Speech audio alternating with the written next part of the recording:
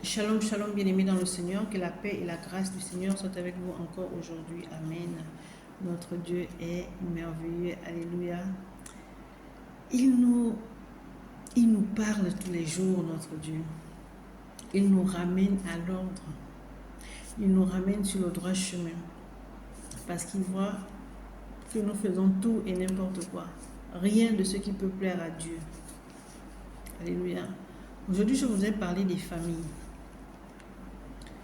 Les familles sont divisées. Il n'y a pas d'entente dans les familles. C'est pas d'aujourd'hui, hein, ça a toujours été ainsi.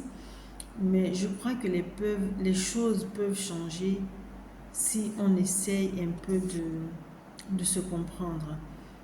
Si on met un peu d'amour, je crois que les choses peuvent changer. Vous savez, sans amour, on ne peut rien bâtir. Sans amour, c'est la haine, c'est la confusion. Alors, les familles aujourd'hui sont toujours divisées. Il n'y a pas d'entente dans les familles. Il y a des jalousies, il y a de la haine, il y a de l'hypocrisie, il y a de l'envie, il y a de la suffisance, il y a de l'orgueil. Bien aimé, avec toutes ces choses, on ne peut rien bâtir, on ne peut arriver à rien faire. On stagne, on tourne en rond. Pourquoi? Parce qu'on ne se comprend pas, parce qu'on ne veut pas se comprendre. Alléluia. Bien-aimés dans le Seigneur, la famille est une institution divine. Elle est créée par Dieu et est considérée comme la base de la société et de l'Église. Amen. La famille est le premier lieu où les enfants apprennent les valeurs, les commandements de Dieu. La famille est le lieu où l'amour, le soin et le soutien mutuel sont enseignés et pratiqués.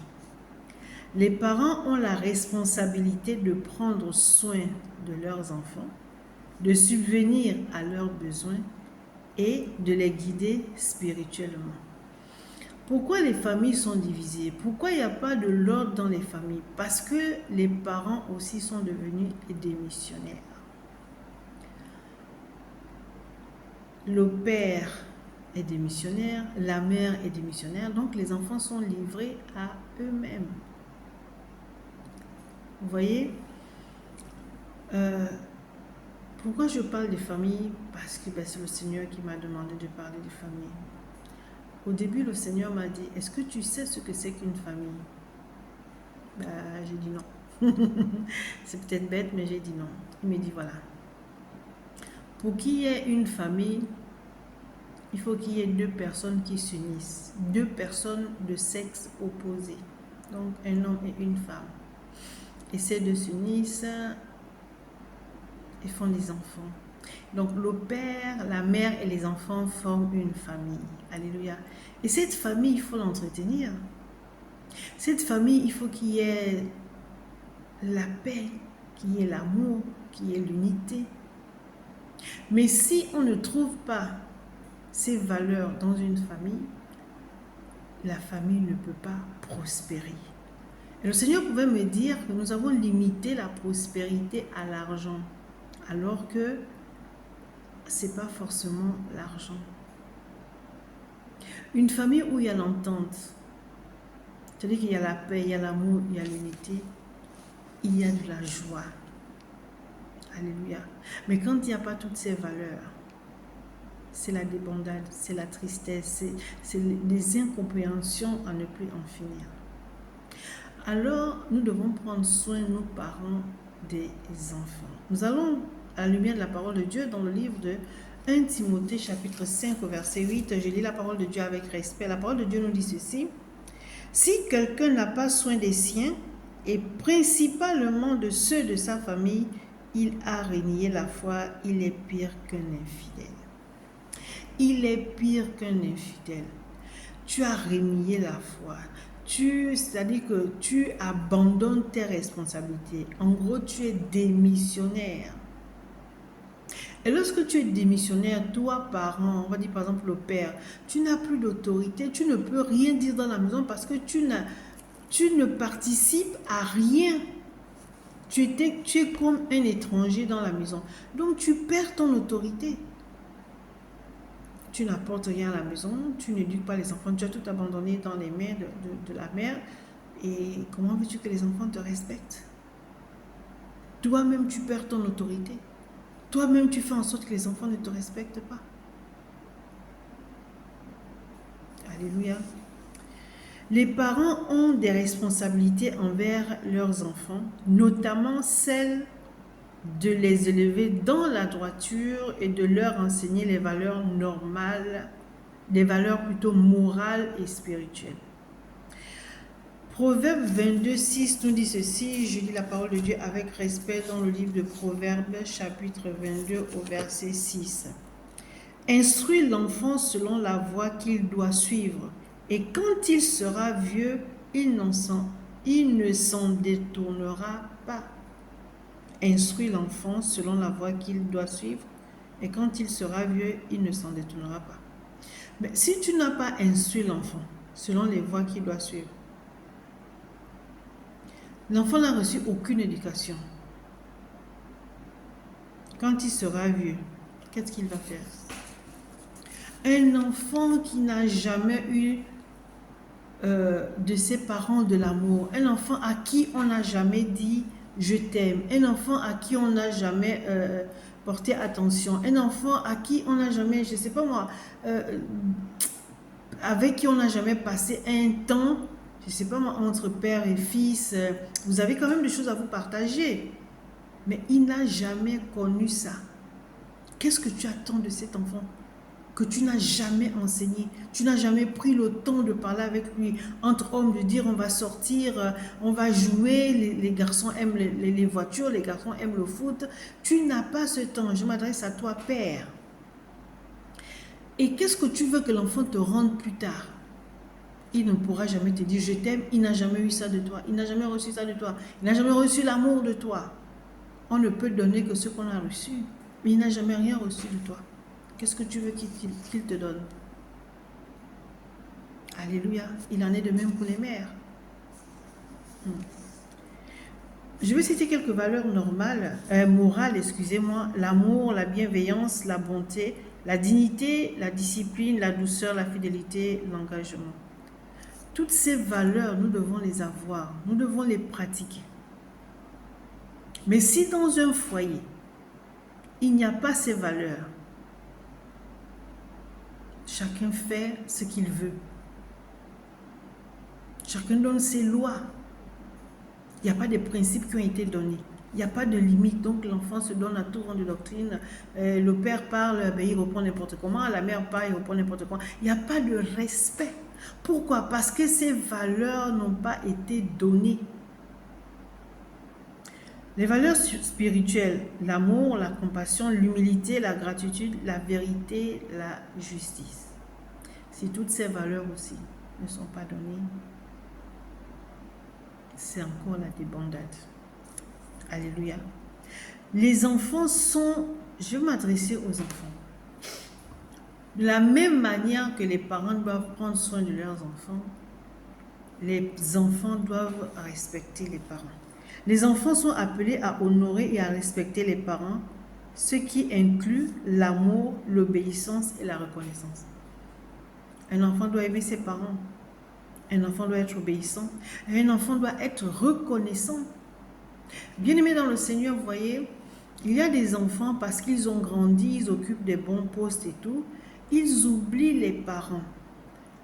Il y a des enfants qui ont grandi dans la précarité. Malgré cette précarité, les parents ont tout fait pour que leurs enfants réussissent.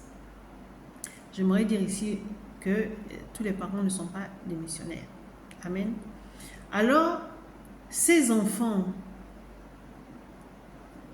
ont un bon poste, c'est-à-dire qu'ils ont réussi dans leurs études, mais ils ont réussi dans leurs études, pourquoi, comment? C'est parce que les parents se sont privés, malgré la précarité, se sont privés pour que leurs enfants arrivent à quelque chose qu'ils ne vivent pas comme eux, ils ont vécu.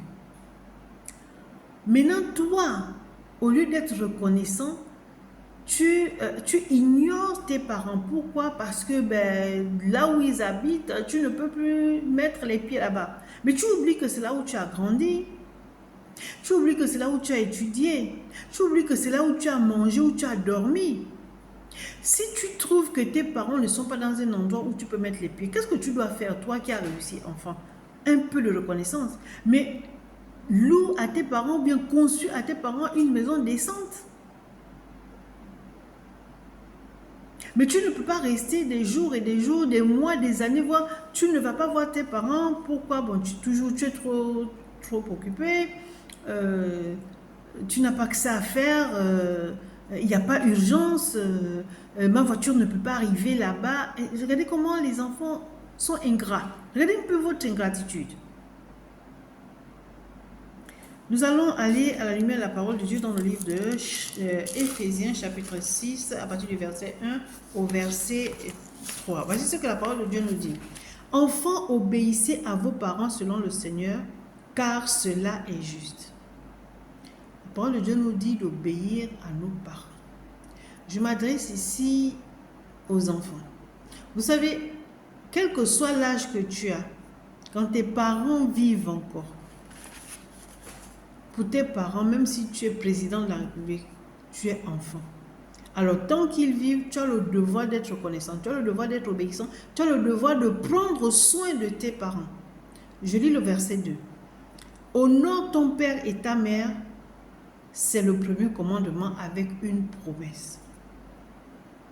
C'est quoi la promesse? D'abord, c'est quoi honorer ses parents? Bien aimé dans le Seigneur, c'est pas seulement dire à ses parents, je t'aime. C'est pas seulement dire donner aux parents de l'argent. C'est plus que ça, honorer. Vous voyez, il y a des parents, des fois, qui boivent, qui sont dans les bars. Les gens se moquent d'eux. Toi, tu n'as pas le droit de te moquer de tes parents. Pour sauver l'honneur de tes parents, écoute, enlève ton père de ce bar-là où il se saoule tous les jours, avec amour. Ça veut dire que pendant que les gens sont en train de le mépriser, de l'insulter, toi tu honores ton père. C'est pas que tu es content de ce qu'il est en train de faire, mais tu ne peux pas te mélanger avec ces étrangers qui se moquent de ton père parce qu'il a trop bu, parce qu'il est insolent, parce que toi tu viens là, tu enlèves. C'est-à-dire que tu viens comme si de rien n'était. Et si tu veux gronder ton père ou ta mère, c'est à la maison. Mais tu n'insultes pas ton père devant les gens parce que ce qu'il a fait vraiment, c'est j'ai honte d'avoir un père comme ça, j'ai honte d'avoir une mère comme ça. Non, ça, tu vas lui dire ça quand vous serez à la maison là-bas. Ça aussi, c'est une manière d'honorer son père. Ça veut dire que tu ne te mélanges pas avec les gens qui méprisent tes parents. La parole de Dieu nous dit que honore ton père et ta mère, c'est le premier commandement avec une promesse.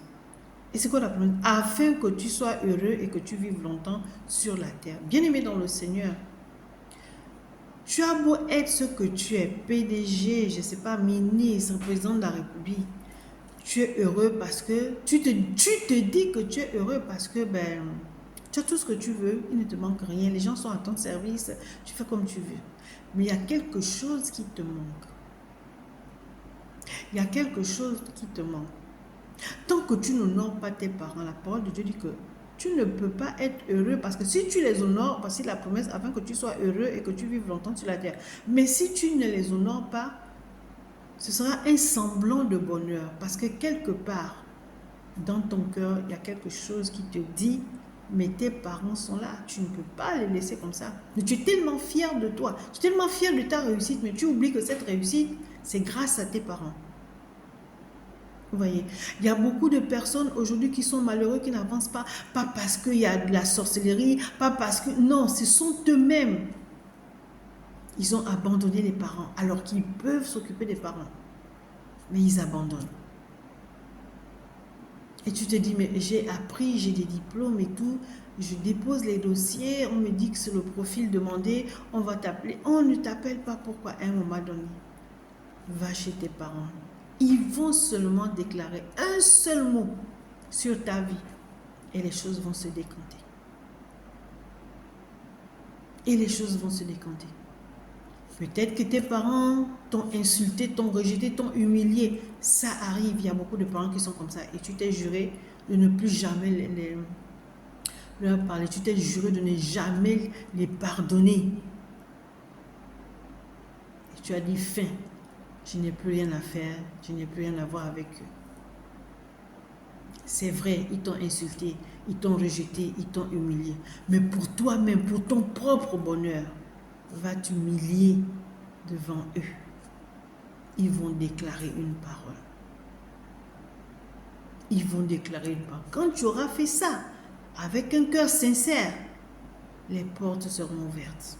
Maintenant, ce qu'ils vont dire après ou pas, ce n'est plus ton problème. Mais toi, tu veux avancer, fais ce pas. Ce n'est pas une honte d'aller s'humilier devant ses parents. Ce n'est pas une honte de demander pardon à ses parents. C'est pour toi que tu le fais. Et j'aimerais dire aussi aux parents qui comparaient les enfants, qui dénigraient deux fois les aînés de la famille. Il faut arrêter ça. Ça fait très mal. Ça fait très mal. Il y a des parents qui ont des enfants et parmi ces enfants, il y a certains qui ont construit et d'autres qui n'ont pas construit. Est-ce que le fait de construire, je ne sais pas moi, veut dire que tu as réussi dans... Est-ce que construire une maison détermine ta vie? Ou bien c'est parce que tu as construit que tu as réussi dans la vie? Parce que tu n'as pas conçu, on te piétine, on t'insulte devant tes petits frères, tes petites sœurs. Il y a des parents qui agissent comme ça. Il y a des parents qui agissent comme ça. Il faut arrêter ça. Et voilà pourquoi certains enfants sont frustrés et se mettent dans leur coin et ne vous adressent plus la parole, ne viennent plus vous voir. Mais je n'encourage pas cela. J'aimerais dire à ces personnes qui sont dans cette situation de pardonner aux parents. Si tu dois te séparer de tes parents, tu te dis, je ne veux plus aller chez eux parce que ça m'irrite, je préfère rester chez moi. Va en paix. Va leur demander pardon et tout. Tu t'excuses si tu as fait du mal et tu pars en paix. Mais ne pars pas en étant fâché, en leur disant, oui, voilà, vous m'avez fait ça. Non. Non, parce que ce sont les parents. Et la parole de Dieu nous dit, honore ton père et ta mère. Alléluia. Vous voyez, c'est pas toujours facile. Hein. Ça fait très, très, très mal. Alléluia. Ça fait très mal. Donc la parole de Dieu dit, honore ton père et ta mère. C'est le premier commandement avec une promesse afin que tu sois heureux et que tu vives longtemps sur la terre. Donc tu veux être heureux, tu veux vivre longtemps sur la terre, honore ton père et ta mère.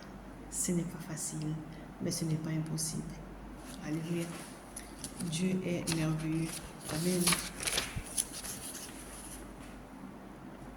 Vous voyez, lorsqu'il y a l'amour, il y a la paix, il y a l'unité dans une famille. Cette famille est unie. Il y a de la joie dans cette famille. Et c'est ce qu'on appelle une famille prospère. Ce n'est pas une question d'argent. C'est-à-dire que ces valeurs-là sont réunies. L'amour, la paix, l'unité. Ces valeurs réunies donnent la joie dans une famille. Et cette famille est prospère parce qu'il y a ces valeurs. Alléluia. Alors, cette famille peut aspirer à beaucoup de choses. Puisqu'il y a l'entente, il y a la joie. On peut tout faire en commun. Rien ne peut vous séparer.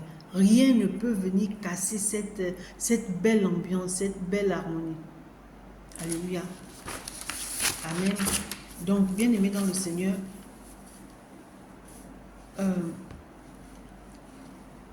il y a beaucoup de familles qui n'arrivent pas à être prospères. Pourquoi? Parce que tout simplement, il n'y a pas d'amour, il n'y a pas de paix, il n'y a pas d'unité. Et donc, cette famille est divisée. Il est inadmissible, bien aimé dans le Seigneur, qu'il y ait des frères de même père, même mère, qui ne se disent pas bonjour. À la limite, même l'ombre de l'un énerve l'autre. Bien aimé dans le Seigneur, où va le monde? Vous habitez dans la même maison parce que vous êtes encore chez les parents, mais vous ne vous parlez pas. Et vous, les parents, vous ne dites rien. C'est comme si vous nourrissez ça. Si toutes les familles sont comme ça, bien aimées dans le Seigneur, s'il n'y a pas d'entente dans les familles, est-ce qu'on peut bâtir une nation? Est-ce qu'on peut arriver à quelque chose? Non. Non. Donc, faisons un effort d'appliquer la parole de Dieu, d'appliquer ses valeurs. Je ne parle même pas d'abord de la parole de Dieu, ses valeurs. L'amour, la paix, la joie, la sagesse, l'unité. Et s'il n'y a pas ces choses, ça c'est basique, on ne peut rien bâtir. Ça c'était la première partie. Je vous donne rendez-vous pour la deuxième partie. Que Dieu vous bénisse. Amen.